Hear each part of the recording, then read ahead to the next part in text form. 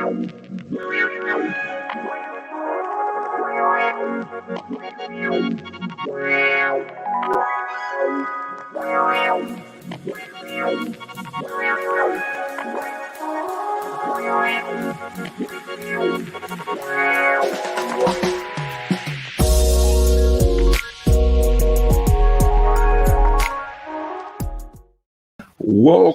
to the Roundtable Podcast, and I am your host, Mr. Bouchel, or Antonio Bouchel, and we definitely have the co-host here today, Lady B.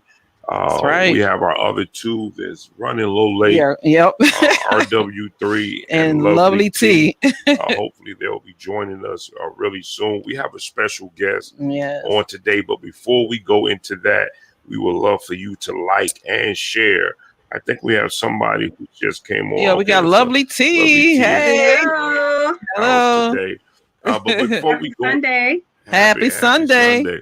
But guys, before we go on, we just want you to like and share this video. Guys, we already know that the watch parties, I don't think we can do watch parties anymore. Yeah. So we rely on those likes and sharing this pod. And guys, you can go to our YouTube page. You can go to our IG page. You can go to our website. That information is on the screen right now. And guys, we're actually live. So yes, we are. All of those platforms, you can watch this show live every Sunday at 4:45-ish. I said 5-ish. Yeah, because it depends on how things go. But every day Sunday at 4:45, the Roundtable was on live. We're trying to start to do put up more pop-ups during the week, which won't be live, but that's neither here or there. But check us out every Sunday at 4:30, and guys, 4:45. But we're gonna get off into this topic. But before we do that, we would like to wish everybody a late Happy Mother's Day. Happy Mother's Day. We would like to wish you guys. We wasn't on last Sunday because of Mother's Day. We wanted the moms, because there's mothers on this podcast. We wanted them to enjoy themselves for this. Lady B, did you get treated right? Yes, I did. Right. Yes. Okay. What about you? Yes, I did. Okay, good. Yeah. So we basically we wish you guys, the mothers, a happy belated Mother's Mother's Day. But we also put up a live to discuss that Mother's Day anyway, telling you guys happy Mother's Day. Because we're going to get off into this topic of, this is a very interesting topic from all the other things that's going on. We wanted to talk about, the state of the black man. Where is the black man headed? What is going on with this black man? And what most people say that this black man is hated on. And we want to just get off into this. We got some videos that we're going to share, but before we go on, I want Lady B to introduce our guest that's on the show today, so that we can get off into this conversation. All right. We have Dr. J joining us on the round table. Thanks for coming. That's right. Yes. So Dr. J is a board certified psychiatrist, practicing 100% telemedicine, psychiatry in Atlanta, Georgia, and the surrounding areas. He received his bachelor's degree in biology and a master's degree in science education from the University of Georgia in Athens, Georgia. Well, thank you for joining us here on the round table. Yeah. Now, how is the weather there in Atlanta? Yes. Is it pretty nice? Gorgeous. I mean, if I wasn't doing this, I'd be out on the water right now. Oh, okay. I guess one of the other things I want to ask you, since you're there, how is the gas? Has it gotten back together, or is it still hit and miss? It's still suspect out here trying to get gas. So, I tend to get mine at midnight when the lines are short. Oh, wow.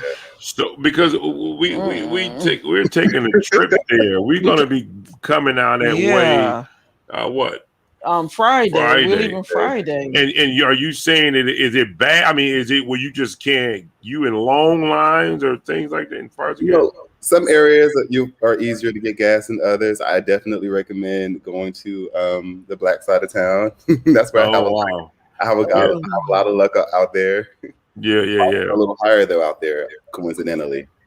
Oh, because I think we're gonna be headed to the Marietta area. I don't know. Marietta. Yeah, Marietta. Oh, yeah. How's it gas? Yeah. What do you think about that in terms of gas in that area? You get gas out there. Yeah. Okay. Good. Wow. Good. Welcome to Atlanta in advance. Yeah. Thank you. We're going down there for do some business down there. Yeah. We definitely going to get off into this conversation. And I think you wanted to read something. Did you have something to read about to get off into this? Oh, yeah, most definitely. Okay. I'm going to just give a quick summary. So the question is, are Black men looked upon and degraded by all races? The lives of Black men in the U.S. have long been adversely affected by negative public perceptions. Black men are often turned away from jobs because they are not the right fit. While on the streets, they are regularly treated by the law enforcement as dangerous suspects. And another thing, Officer Darren Wilson, who shot and killed the unarmed Black teenager Michael Brown in Ferguson, he described their alleged tussle by testifying. He said, "When I grabbed him, the only way I could describe it is felt like a 5-year-old holding onto Hulk Hogan, even though the two men had the same height." So that was really deep as we looked at that. So I guess we can kind of like roll like a video a little bit before we kind of dive into anything. So I'll have the producer just kind of roll a quick video real quick for us. Yeah.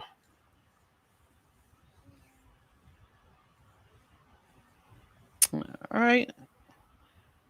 Black men are stereotypes and more threatening than men of other races. I'm putting my hands down now. A new study found that people viewed Black men as larger and stronger than white men of the same size, even if they weren't actually larger or stronger.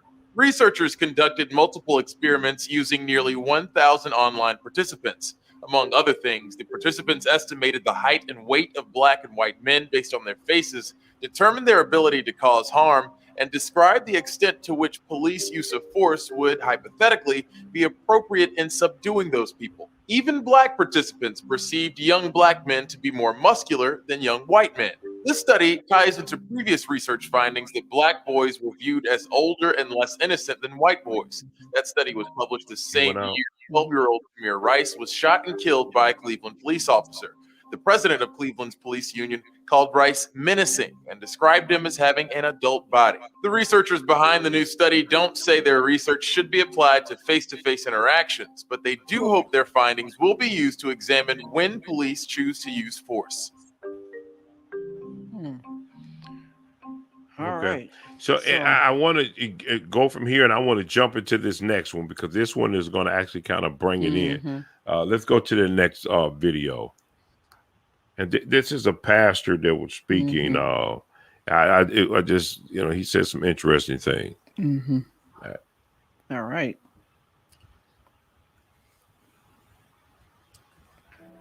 And I also want to uplift the brothers because nobody's for us Black men. And the bad thing about it, we against ourselves, Black men. And if you understood how many enemies was around us as Black men, everybody's our enemy. Everybody's our enemy. There'll be foreigners come over here, just got in the country and hate us. They just got here because we have been, the media has conditioned that we are the face of all degradation. We are the face of violence. We are the face of AIDS. We are the face of down. We are the face of homosexuality. Every bad thing, we are the face of drug dealing. We are the face of drug usage when we know statistically white people do more drugs than we do, but we are the face of it. We are the face of prison. We are the face of illiteracy. We are the face of welfare. We become the face of all degradation.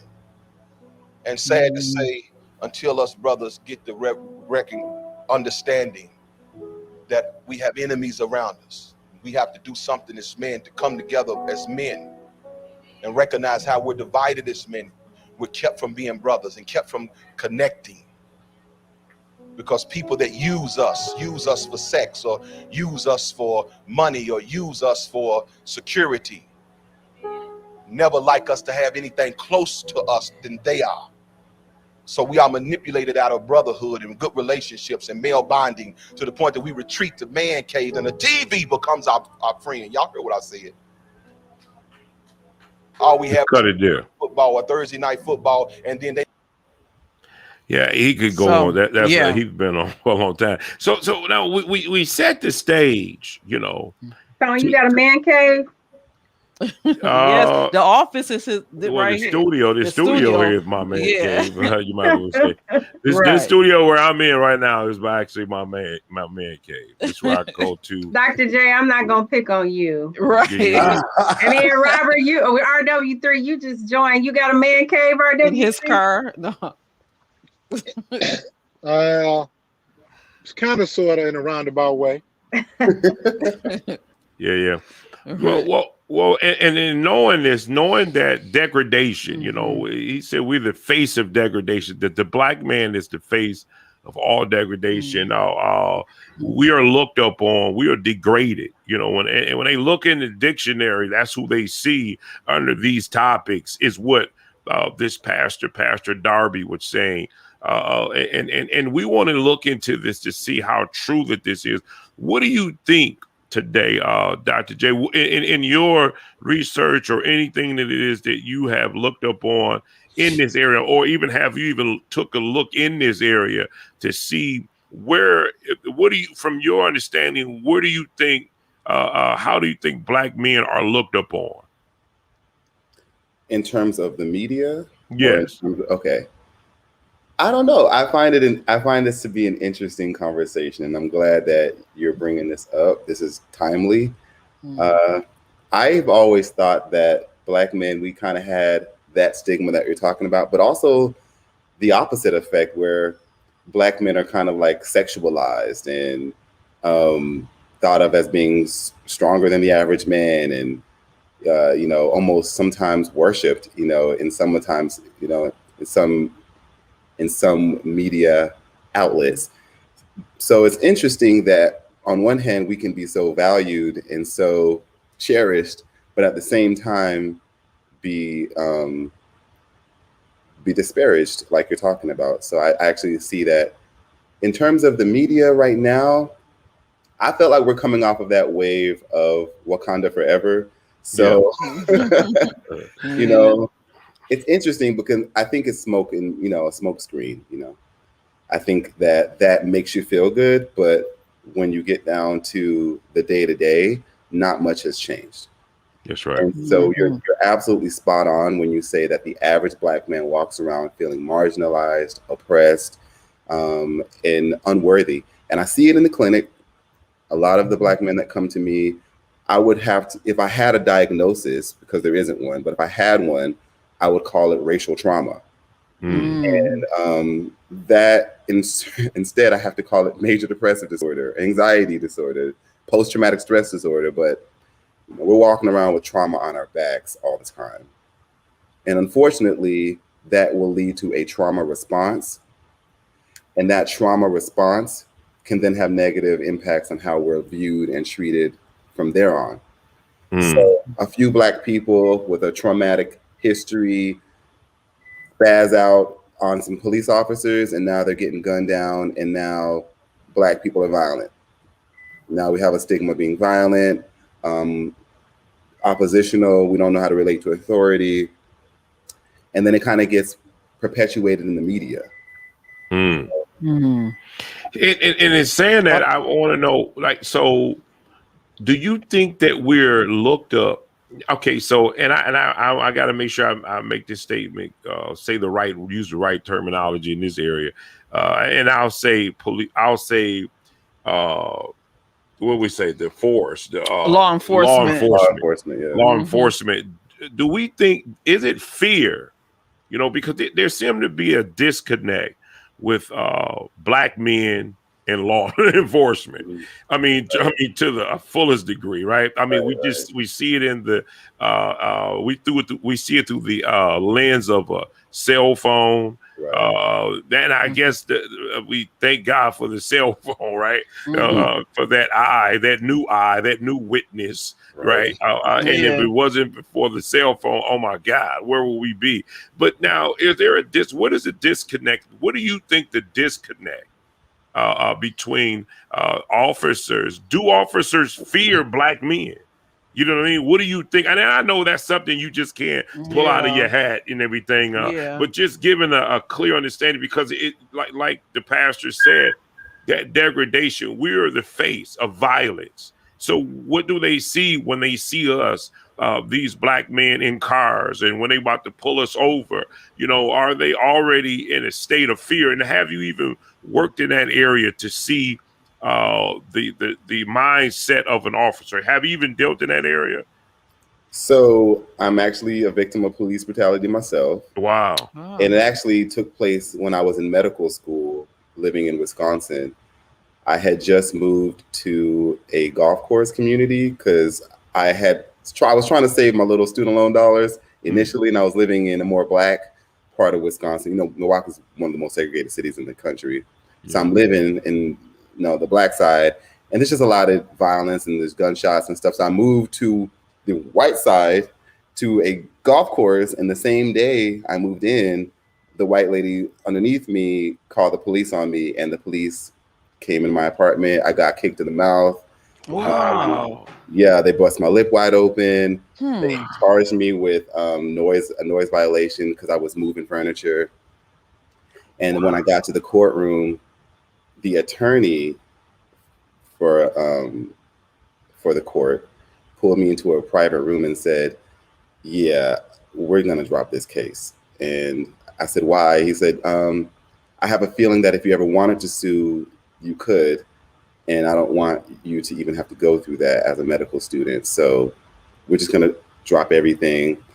And unfortunately, because I am a black man, I accepted that, and I shouldn't have accepted that. Yeah. I should not, but I was so afraid of the opposite that I was grateful to just be let go. So back to your question, what is happening between black men and authority? It's kind of a chicken and the egg question. You know, what comes first, the loss of the black male figure in the house, or black people are having to interact with law enforcement? Because how do you first learn to navigate with male authority, which a lot of policemen are men? Where do you learn to do that? Where do you learn to disagree respectfully with someone who has the power to not even require an answer from you? Where do you learn how aggressive you can be with another male before that general consensus of you're taking things too far has been crossed? Now, I mean, does the media play a big part of how people perceive black men or black people in general, where all they hear when they do see our faces is connected to crime? You know what I mean? It's connected to all of these negative things. So now, why not believe it? I remember someone said that people from other countries, when they see our faces, they see negativity. And some say it's that I got to learn black people not because of relationships with them, but because of the media. That's how I got to know. I remember it was someone that was, I think, a China or Asia. I don't know what they were, but they were saying that same thing. That's how I got to know black people was through the media. So what they were pouring out was all negativity. So I'm just thinking that y'all negative or violent people. And now that's a strike against us. You don't even know me, but what you perceive of me, thinking that I'm a violent person, I wear my pants is low to my, you know, you get what I'm saying, low down or whatever, and all of my negative, all I want to do is rob and take from you. So, I mean, is there anything what can we do? You know what I mean, to start, or is it a more, I guess you said, brighter connotation of what's going on out here of the black man? Is that changing of how they view us? I know there's a lot in there. It's pretty thick. Well, I'm thinking, and that's a good question. Does the media have anything to do with how people view Black men? And I would say absolutely, absolutely it does.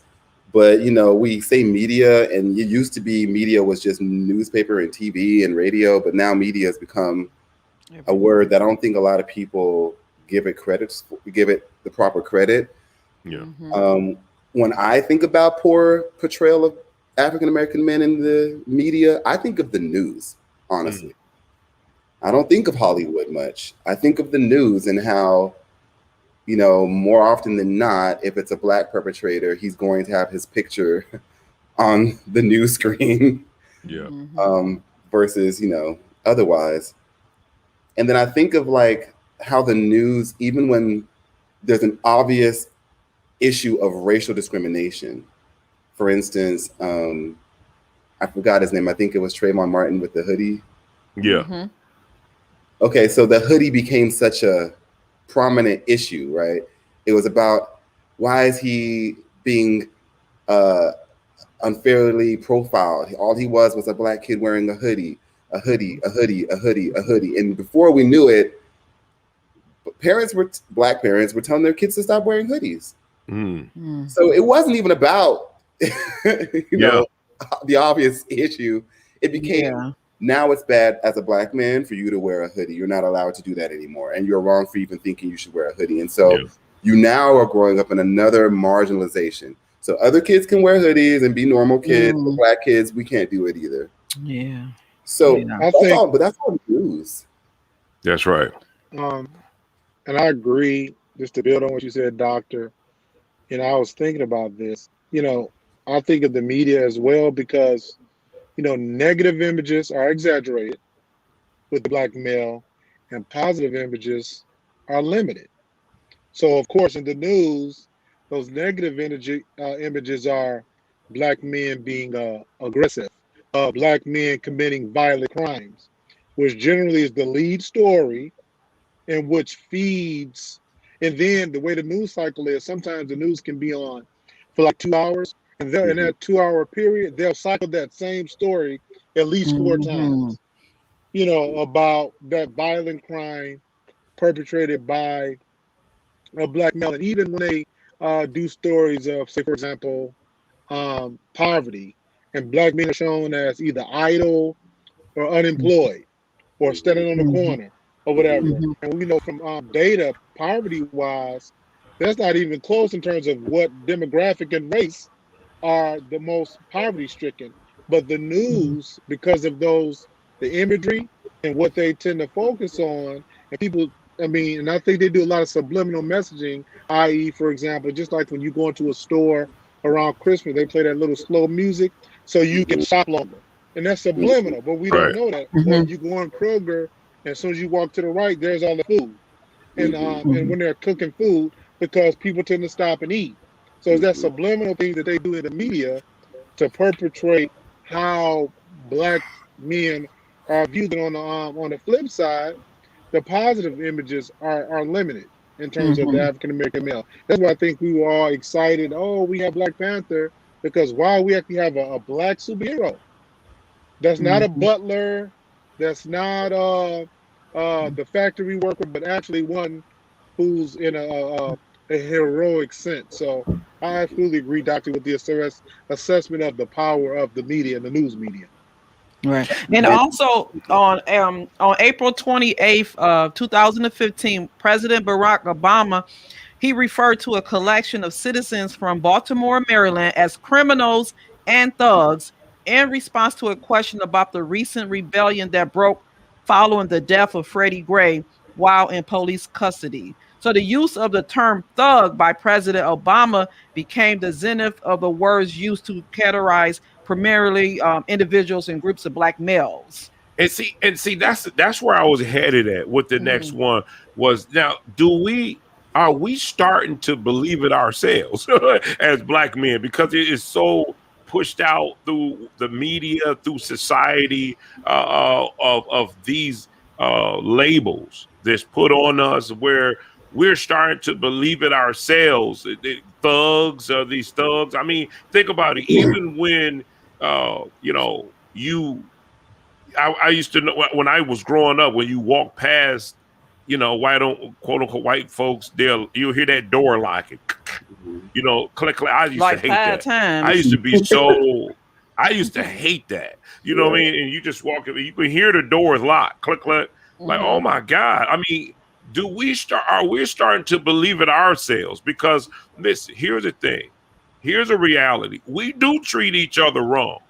But black men, I remember this one pastor, he said that black men have a habit of when black men I'll say, he said black men, but men in generally, when they step into the room, they size they size each other's up, meaning about their value and their worth. They look at each other to see if am I more accomplished than you are? You know what I mean?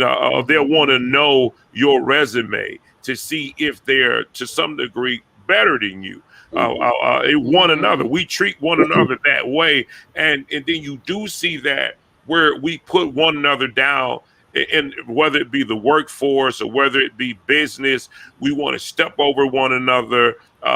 You see a lot of hating in the community, where if one brother is making it, they don't want to see you make it, so they'll talk bad about you, or they'll say something just to, you know, just to, you know what I mean, something negative just to stop what you're doing. You see that in the community. I mean, and then we've all probably felt it, or have had it done to us, or we've done it to other people. You know what I mean? Where we downplayed them because we didn't want something to happen for their success. So I mean, we have that. It's like it's on us now.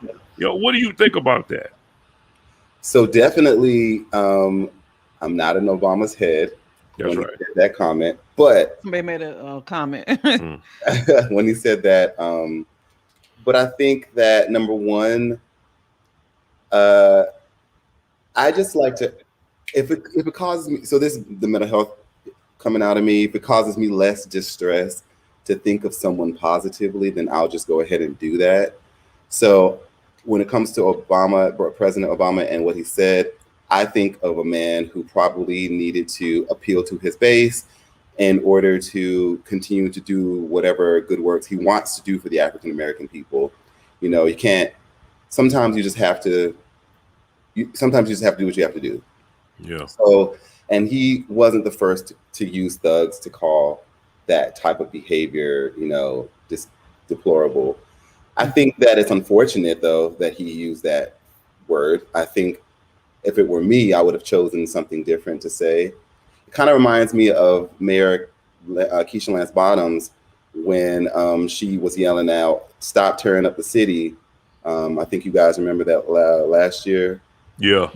When they were, you know, they think they broke down a Target or something. Yeah. So I don't know. I don't want to just, my point was just to not put too much on President Barack Obama. I think this happens pretty pervasively in the Black American, in the Black community.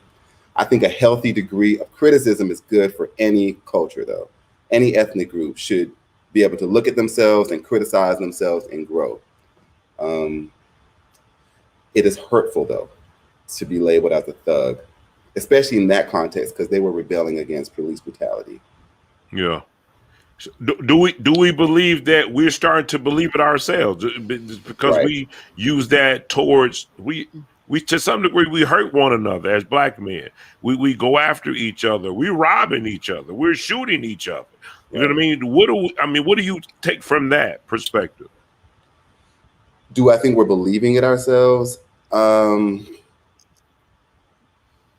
that is racial trauma. You know, once you continue to, like RW3 was saying, I call it propaganda. Once a media source is just repeating the same message over and over again, it becomes propaganda. People then start to kind of adopt it into their psyche and kind of adopt it into the way that they go about life. And that then is the racial trauma that we're talking about. I don't know if we're cognizant of the fact that we're starting to absorb these kind of insults, but certainly I would agree that we're probably not benefiting from it the way that we could.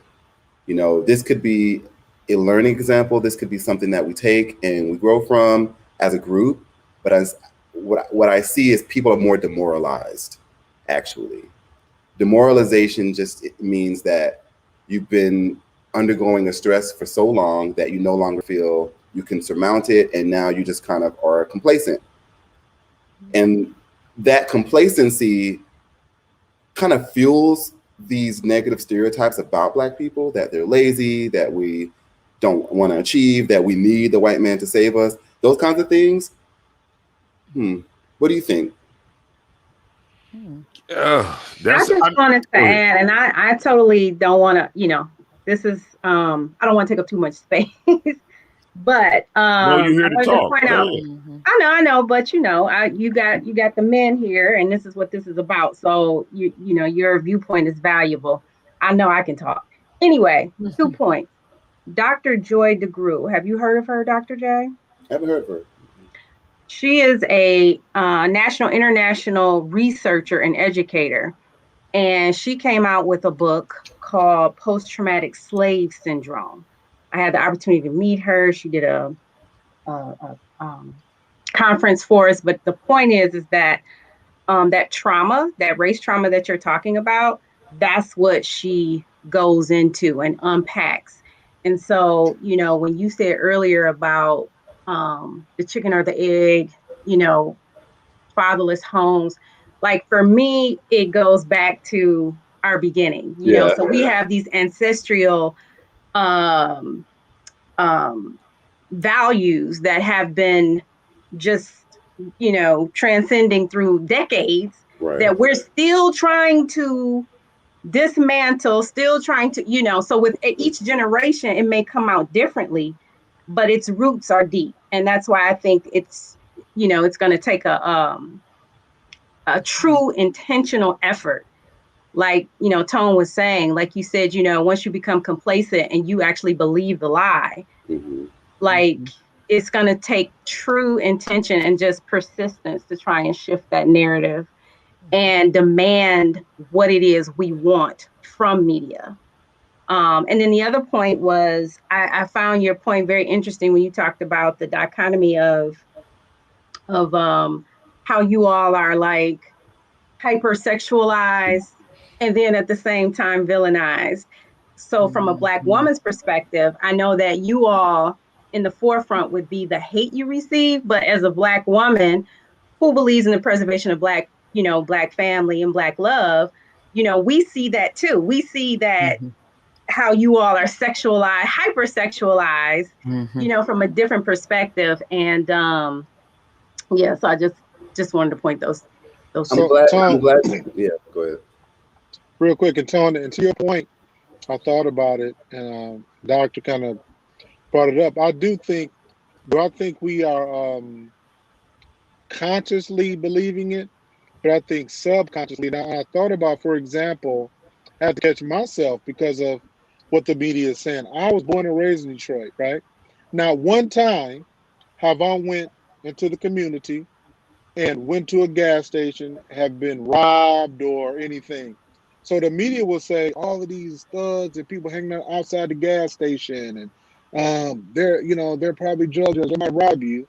So sometimes I'm riding past the gas station, going to get some potato chips or some water or what have you. I have to catch myself saying I'm not going to stop. I said, why would I not stop? I've been here my entire life.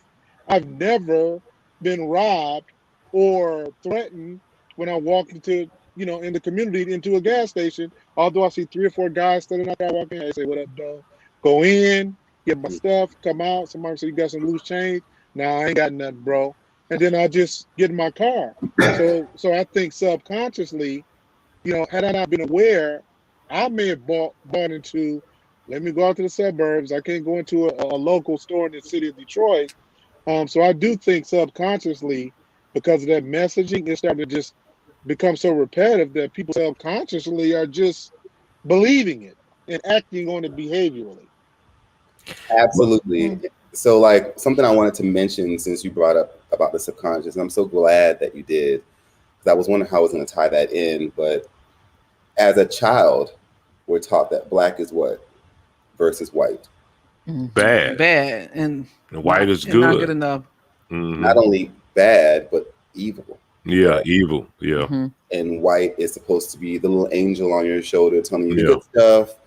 And black is just like dark and scary, and you don't know what it's about, and you need to be on guard. Which, if you're a police officer, being on guard is different than if I'm walking through the grocery store unarmed. That's right. So, to his point, that's what it is. You know, those seeds were planted, whether you knew they were there or not. You grew up in Detroit amongst your people, and you were fine. And then somehow, one random day, that seed grew in your mind to a tree, and you have no idea why that happened because you don't have a traumatic background to pull that from. Someone put that there. That's right. And they do that to children. In the mental health world, our issue is that, you know, African Americans or blacks, excuse me, I'll just say blacks, are more likely to be diagnosed with psychotic disorders, violent disorders. You know, if you're bipolar, you actually might get labeled schizophrenic, which carries a whole different connotation and an entirely different prognosis than just, you know, being depressed or bipolar. And then, you know, I did forensics for a while as a resident in the mental health court, where you go, let's say if you're charged with a crime, you'll say, I want to plead not guilty by reason of insanity. So you would like a mental health court to determine that you were not culpable. You were not found criminally responsible for that crime. In the mental health court, we see blacks are disproportionately found to be not responsible by mental health reasons, meaning they were initially charged with horrible crimes in the context of having a decompensated mental illness. And for some reason, they got trapped in regular court and eventually were pulled over to mental health court and deemed not responsible. That's after jail time, unnecessary jail time. You're there not getting your meds, you're not getting treatment, you weren't diagnosed. That's after your family has been stigmatized, your name has been ruined, you've lost your job. So now it's great. A year later, because courts are backed up, a year later, oh yeah, you're not responsible, you were having a bipolar episode. But this man's life is in shambles. And that's what we see in the mental health world. Wow. Wow. And oh wow. Now, how often do you see that? Is that like, I mean, so less than 2% of cases are adjudicated not guilty by reason of insanity. It's an extremely rare legal reason that you would give for committing a crime. And less than, and out of that 2%, I don't even know the number, but a very small fraction of them actually get all the way through. I'm about to say, you about to have these brothers on here saying it was my mental. I stuck that stone into my mental. Yeah, I was going through something at the time, Doc. Let me out of here. Okay, so we get it. I mean, and it's just one of those things where we get it. We understand that the media, in terms of the news, have a responsibility, but I don't think that they feel that they do. All they do is report what they consider to be the news. And I guess to my mindset is why? Why?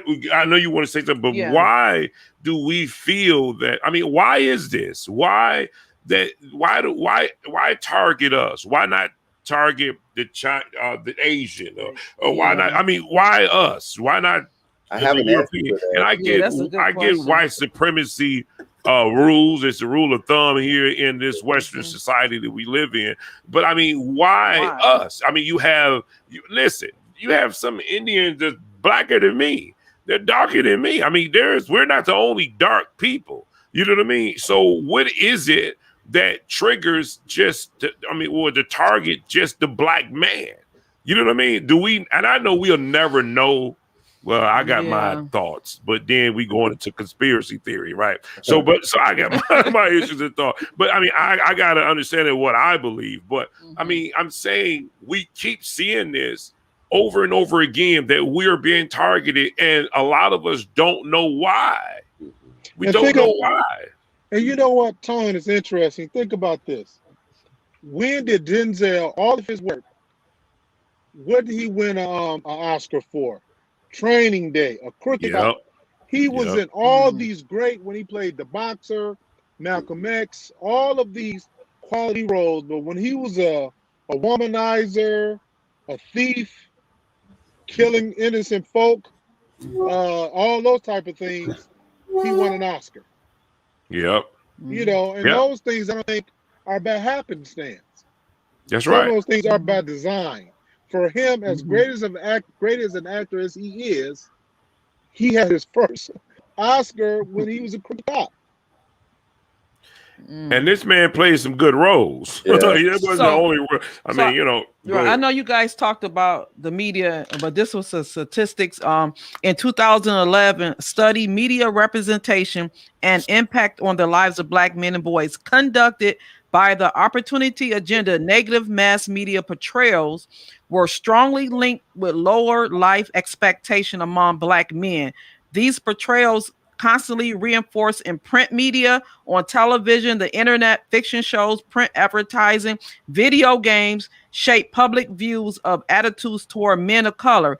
They not only help create barriers to advancement within our society, but also make these positions seem natural and inevitable.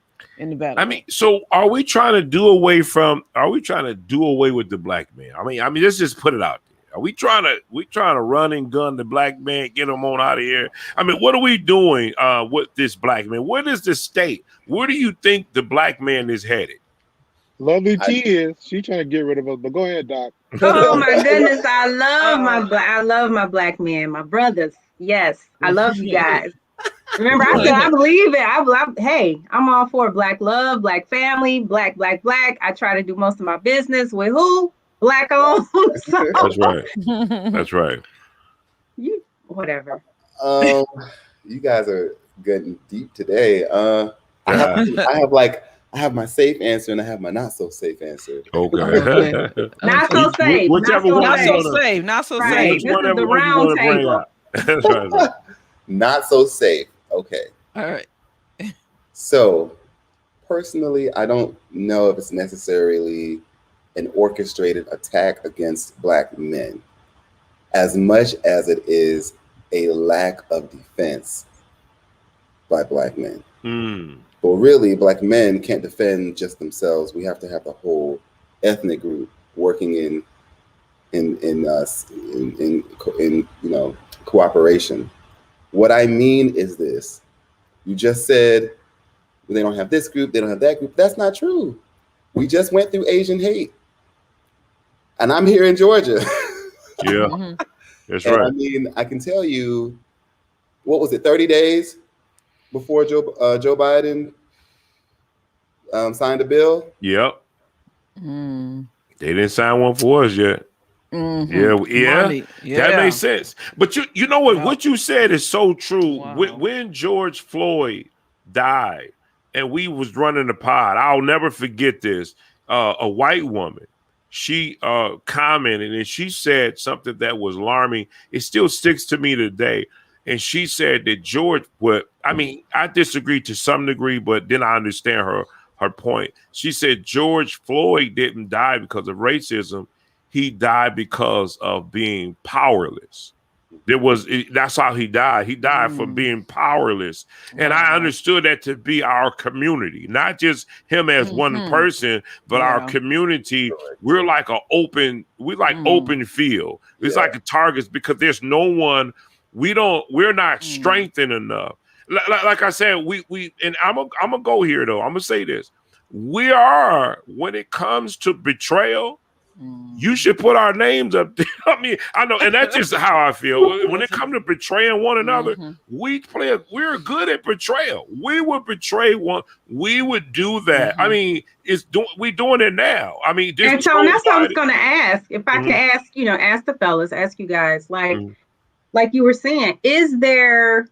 We talk about disparities. That's the phrase of the time right now, but. Is there a disparity within the Black male, culture, if you will, where those who do come up, have a little education, get out the hood, don't look back enough and invest and pour back into, the younger, lower income, poverty stricken, Black males enough to close that gap? Does a gap exist?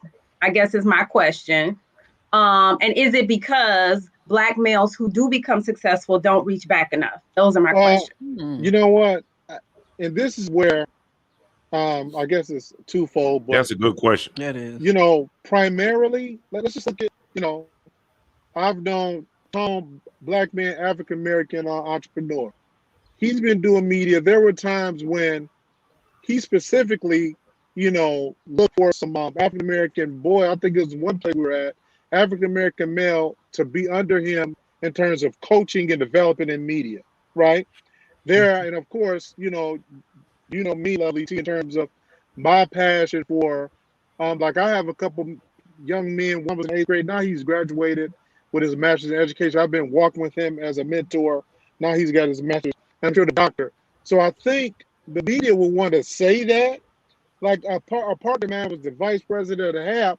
And I think in Detroit, was it 100 Black men who actually are out there mentoring and reaching back. So I think, again, to my media, some stories are not being told because there are a lot of us brothers out here hustling, grinding, coaching, mentoring, reaching back. But I don't think those stories, it's not popular. It doesn't give you views. And sponsors don't want to pay for feel-good stories. They want something where when's viewership the highest. So we want to pay for this particular block.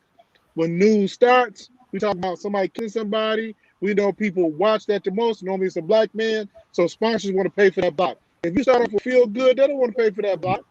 About 100 Black men helping other Black men. So I think it's happening out there. It's happening. It's just not reported as often. That's my general thought about it. Well, I guess for me, I look at it, I get what you're saying, and I understand that perspective.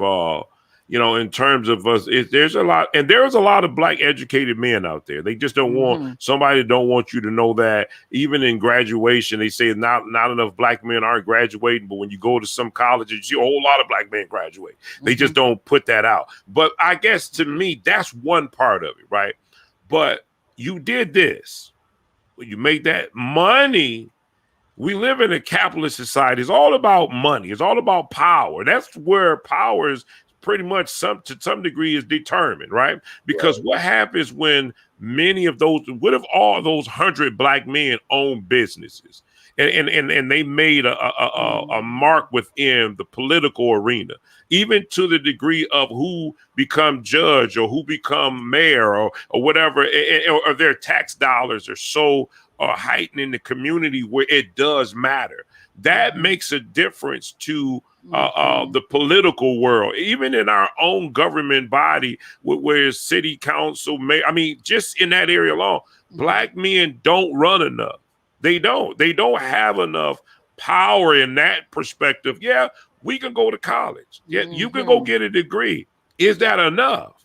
Because you have a degree, do you have enough leverage to say, hey, listen, I can help support this person. I can help put this person in office. My dollars matching your dollars. Hey, listen, we making some things happen over here. And if you want to be a part of it, guess what? You're going to have to help us.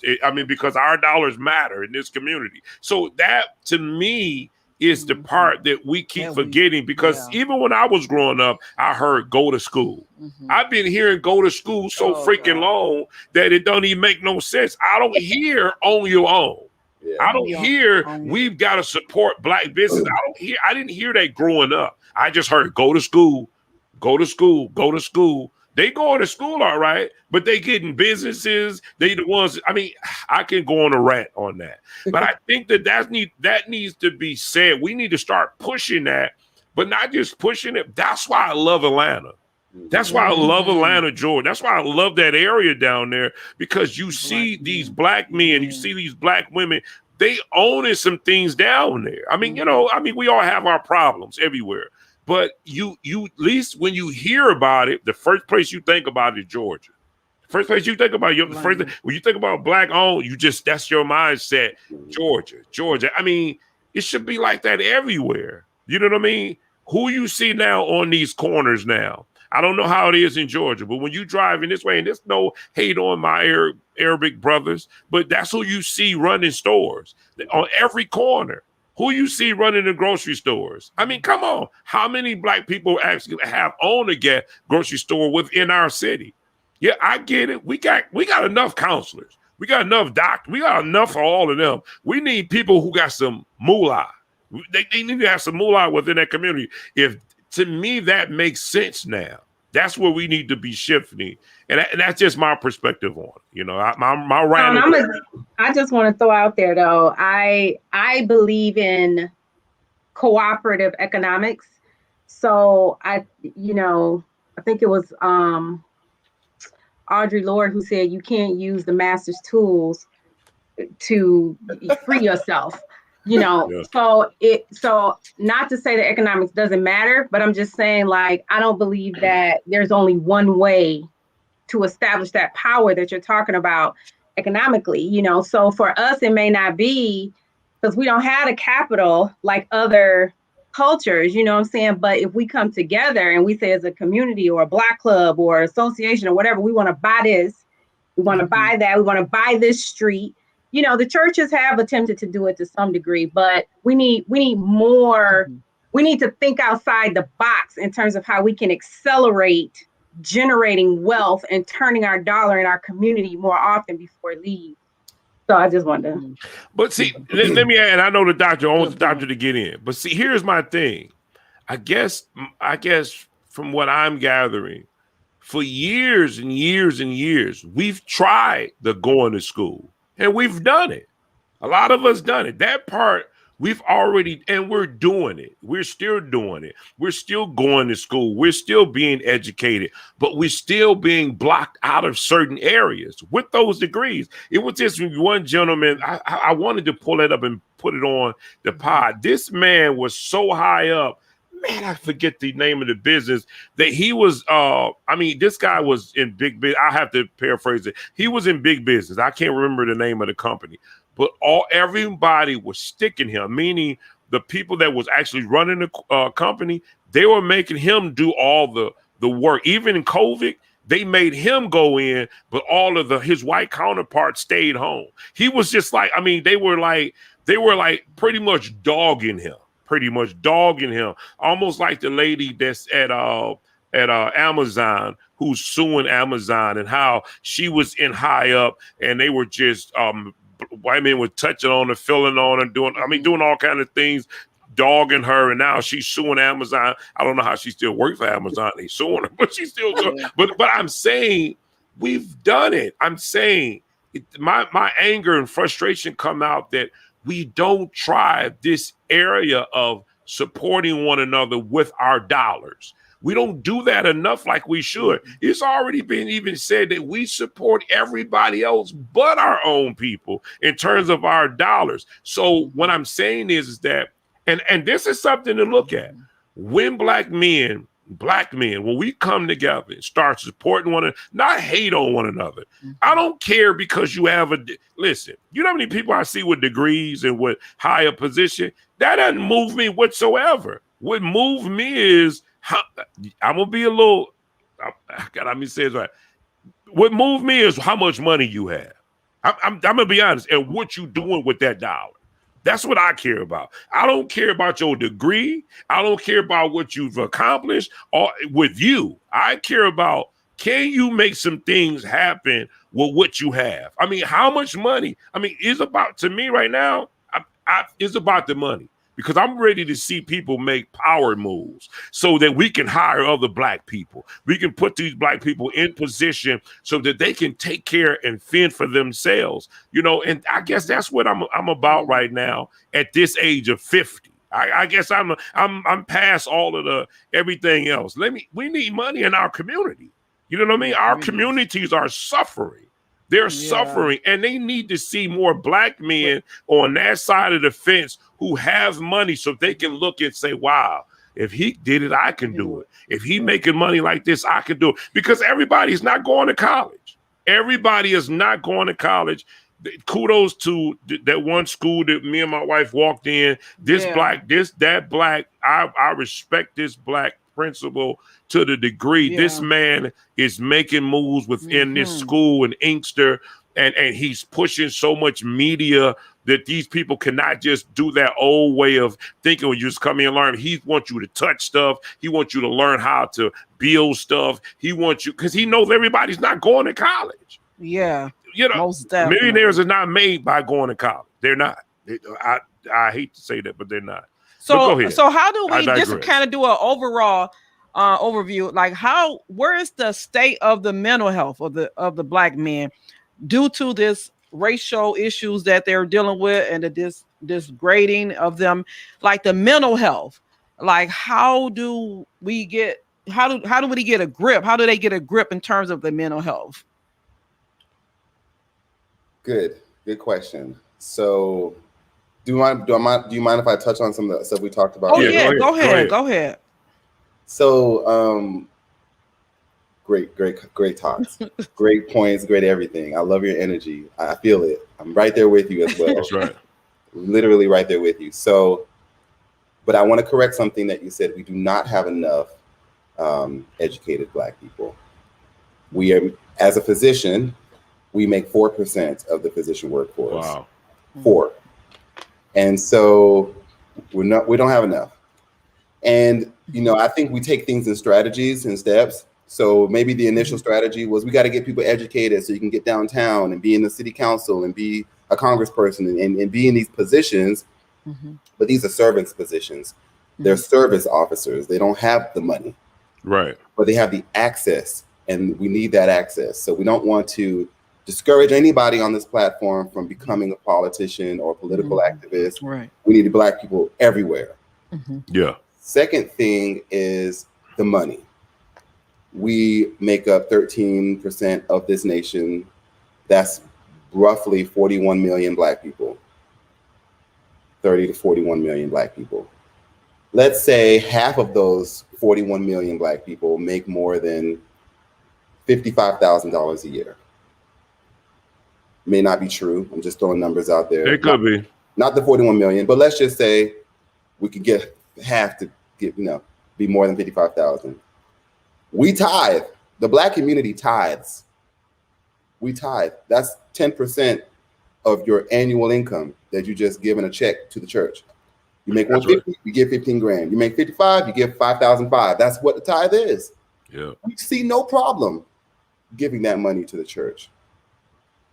But we've never, as a collective group, thought, well, if 22 million people all gave $500 to one central fund, we'd have enough for a lobbying group. Yeah, that's right. And then we could stop Asian hate as fast as the Asians did. That's right. In 33 days Wow. or less. Wow. Then we would have the political and the capital to push these agendas. Right now, we have wonderful women like Tamika Mallory marching, preaching, shouting, and we need people like her, but she needs money behind her. Yeah. And I don't get it. Right now, you can make a GoFundMe account for anything. I sprained my ankle, GoFundMe, but no one's never thought to do this for black people. And the one organization that I can think of where central dollars kind of collect, and I'm saying this because I have no idea what's true or not anymore, but the one organization that I can think of is Black Lives Matter. But I think that organization right now has a magnifying glass on them for misappropriating funds. They do. Lots of money. Because they got lots of money. And I know the president or CEO or owner or whatever, I think the founder, I know she came out and she said these houses weren't whatever. But that shroud of doubt is enough to turn everybody off. Yep. We need a central, transparent way to collect dollars to lobby for our causes. That's why the LGBT community, if you've noticed, don't touch them. Don't say nothing in the media about them. And anything they say, you better go ahead and pass that bill. Same thing with other ethnic groups.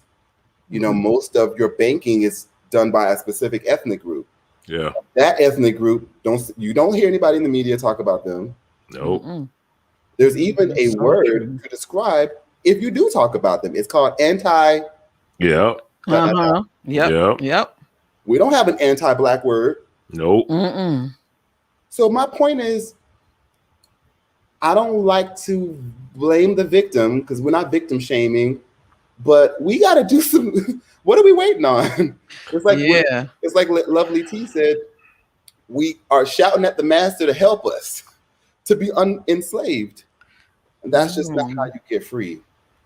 And now, go ahead. Wow. Oh, go ahead. No, finish. No, because I was about to pivot to mental health. I don't want you to lose your thought. And this probably can even, the difference between like internal locus or external locus of control.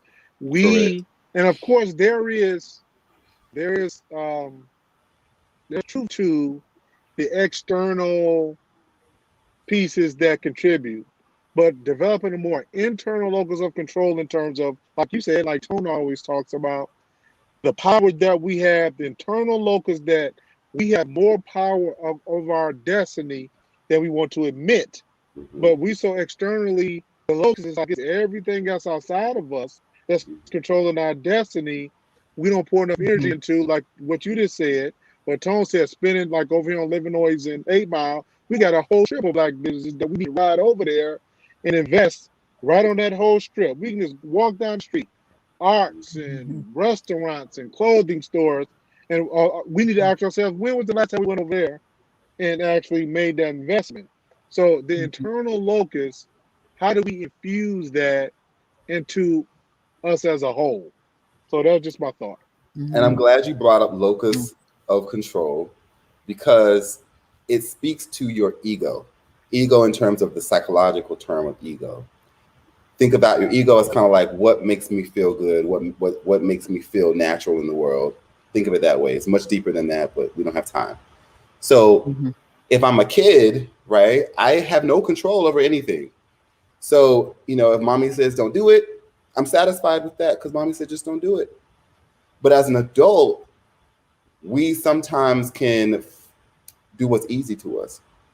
It's easier to say, oh, I'm a victim. We need our reparations. The white man has never, acknowledged us. And so we just continue to sit and sit and sit and sit, and we don't do anything about it.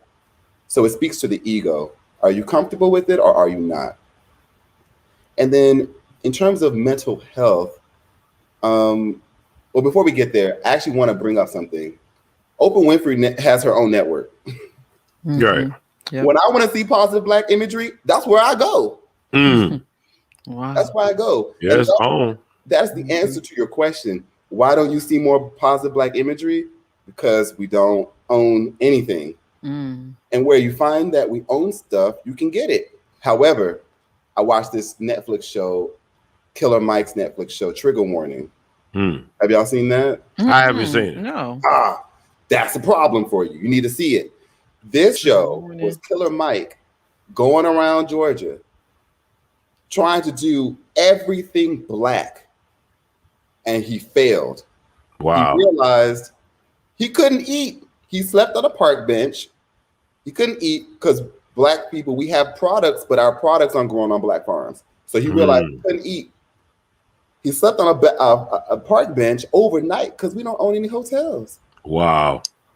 He was only able to charter a church bus to drive him around because that's the only thing we owned was a black church bus.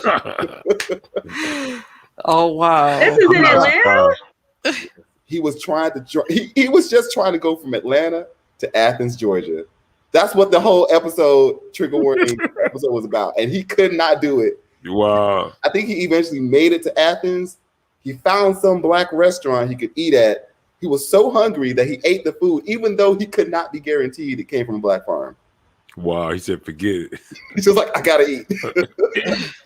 Wow. Wow. Well, And so you were just saying when you think of black owned, you think of Atlanta, but Dr. J tells the story, otherwise. Oh, wow.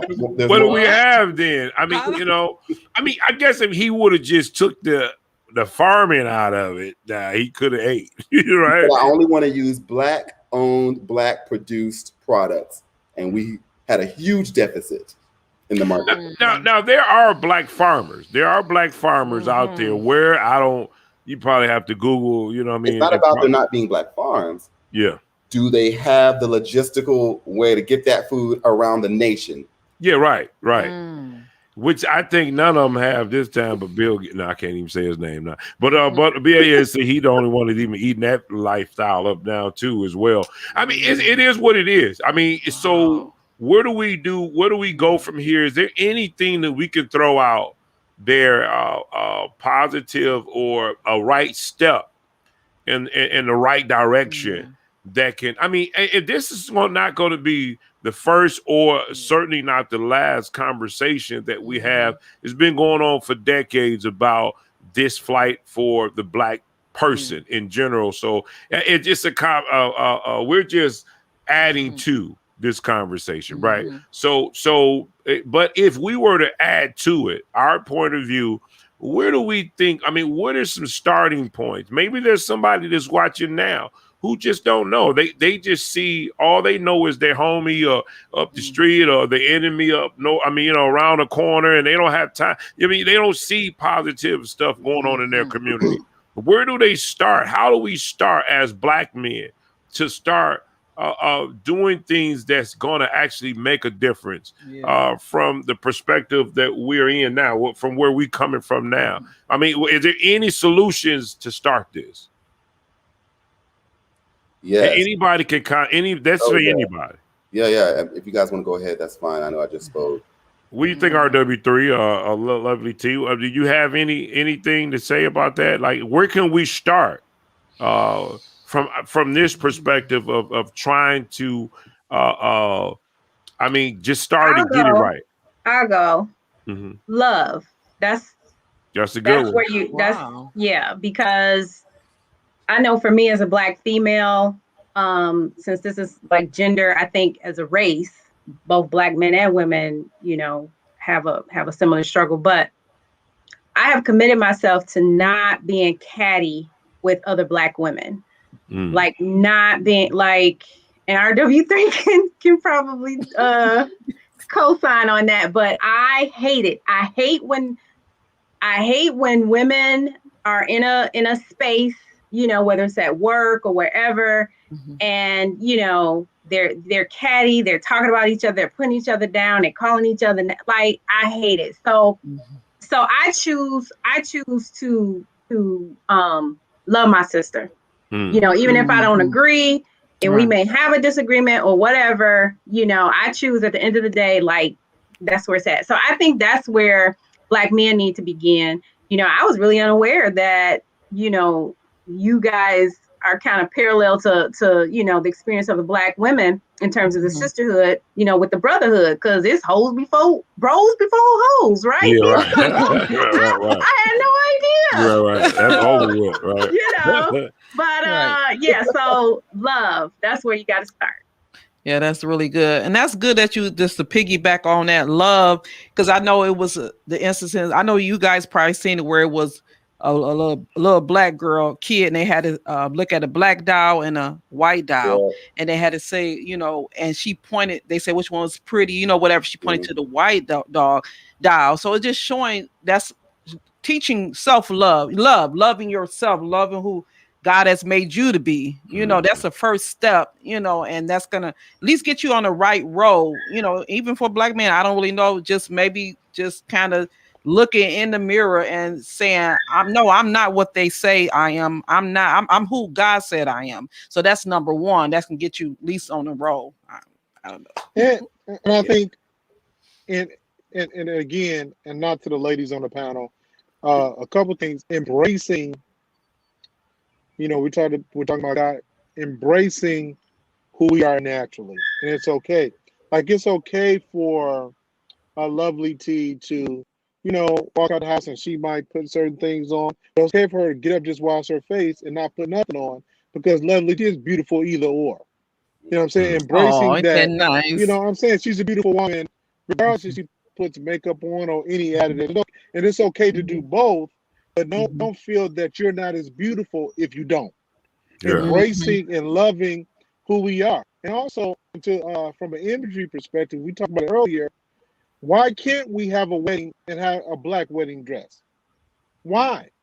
Because we say white is supposed to be, pure. And they say white is supposed to be pure. like most people aren't virgins anyway. So you might as well wear black. You know, so but also, I mean, how can we can't wear? Why does black is only prevalent or dark suits at a wedding? Because if you walk into a wedding, you very rarely see somebody with a white suit on, because this represents something else. It's supposed to represent life and purity. So I think embracing, you know, holistically from imagery who we are and loving who we are, being okay, and not let anything outside of us define our value. So that's another place we can start. And yet another thing real quick, and you know how people say, you know, they'll have that like persona about a black man or even a black woman. They don't know you personally. That's why if you can kind of keep that in your head, like they don't know me, you know, you don't know me. That's just your perception, but you don't know me. You don't really know me. So I don't care how you feel about me, what you think about me, because you don't even know me, you know. So just kind of having that as well. Yeah. I guess Doctor, did you want to say anything to close it out? Sure. Yeah, absolutely. Where we start is kind of, again, the chicken and the egg question. I think in terms of like the black family, if I can just start there, I think studies show that African-American kids who are displaced from the home, you know, before or at the age of 18 or whatever, don't do as well as their white counterparts. And so this is another thing Lovely T was talking about. We're using a frame or a model to live that does not jive with us. And so the African-American kids actually postulated to need to be about 28 before they leave the home in order to be at the same level as their white counterpart. But we have this horrible cultural belief that 18, get out, kick them out. And that's even in the context of, you know, this kid is not going to college. So what is he expected to do? He's going to get a low-wage job and take 10 years to do what, you know, his white counterpart would have done with mommy and daddy's support. So that's the number one thing. We're kicking our kids out too early. The second thing is we traumatize our own kids. And that is something that we need to stop. I don't know how many times I've heard. Sorry, let me one second. Oh, we don't worry about the dog. Okay. Oh, Don't worry about it. I don't know how many times I've been in the grocery store and I've heard a black mom, obviously stressed, obviously at her wit's end, tell her kid, if you don't stop, I'm gonna call the police. So are we like, what are we doing here? Yeah, that's right. When they interact with the police, what kind of reaction are they supposed to have? Right. And as a black person, we don't get second and third chances. Our rap sheet is our rap sheet, and it needs to stay clean as long as it can. That's right. So in terms of financially, which would be the next thing, we need leadership. Not because we don't have black leaders, but because I think black people like to be led by someone they can trust. So if we have someone who can tell us X amount of dollars, we just need it. Unlike Africans, I'm an African. Unlike Africans, we have a continent. Unlike the Chinese, they closed their borders for 100 years or so and shut the world. They said, shut the world out till we get it right. And even now, you know, what you see is black people feel collective in their heads, but they're not actually collective in practicality. We're dispersed across this country, and we've never had a chance to huddle like a football game, huddle up and come up with a plan, and then go into the trenches and work on that plan and then re-emerge like other nations did. Yeah. So that took hundreds and hundreds of years for other nations. For us to expedite that process, you just have to use dollars. Yeah. So where's the leader? Who is that going to be? Is that Beyonce? Is that Oprah Winfrey? Is that Tyler Perry? Who is that going to be? Somebody has to be that person, though, to say, we need the money. In terms of education, we've been promoting the go to school model, like Tony was saying, and it may not work for all of us, but I agree entrepreneurship should work. Owning things, passing generational wealth. If you want to beat redlining, other than removing the legislation that allows for redlining to exist, you just got to own houses. Yeah. And you collect enough, then you consolidate your equity, and then you buy a house in a red line district. And then you can introduce your race to that neighborhood. That's right. So, I mean, where do we start? Great question. As you can see, there's so many domains you have to start. So many. Yes. So many. Yeah. Awesome. Well, you know, I guess, you know, we closing it out now. Great conversation. Yes. I think it's a conversation that needs to continue in other homes and other podcasts or whatever. This conversation needs to continue because the fight is still going on, right? It's still going on within our communities, whether you're in Atlanta, whether you're in Detroit, whether you're in Dallas, wherever it is, that conversation is still going on. And it's almost like it resembles one another. It's like when you go to Atlanta, it's still the same as Detroit. When you go to Detroit, it's still the same thing in the Black community. It's something about our culture, but it's just, you know, it's funny. It is funny, but that you just know that person and you never met them in that community. But yeah, it's something we have to continue to talk about. That how and maybe not just someone being a leader, but putting together a panel of people that will come together and do it like a GMC or Ford, where it's a board of trustworthy people, and it's not just one person, but a board of people, and there is responsibility with this board. Build an organization, make that a business, make that a nonprofit. You know what I mean? And have checks and balances on each one of those individuals who we feel like that will represent that board, that represents Black folk. You know what I mean? Maybe we should start there. You know what I mean? And then allow it to move forward, but start the conversation. You know, we need to start the conversation, because one thing I can bank on, we all got stimulus checks, right? Half of us got a $1,400. Imagine that $1,400 creating something and starting it there. And I can keep talking on this. But guys, listen, thank you. Thank you, Dr. J. We thank Dr. J for joining us on the pod. Great conversation. And we look forward to. We want to tell him about his business. Do you want to tell about your business, your services? Oh, yeah. I'm a board certified psychiatrist. So people come to me for medications for mental health.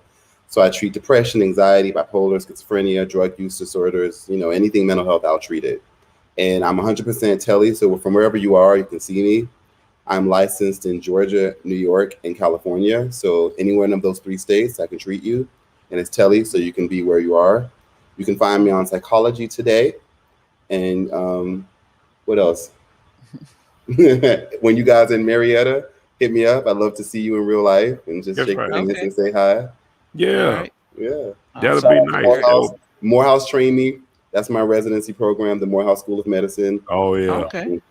That was my first real immersion in a Black institution, and thank God for it, because I came from Milwaukee, from the Medical College of Wisconsin. I'll say it, disillusioned. So, thank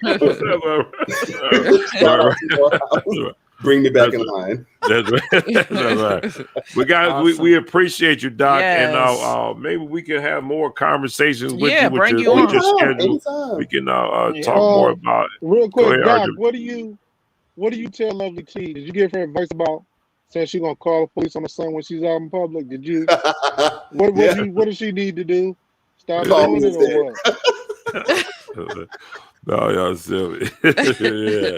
Yeah.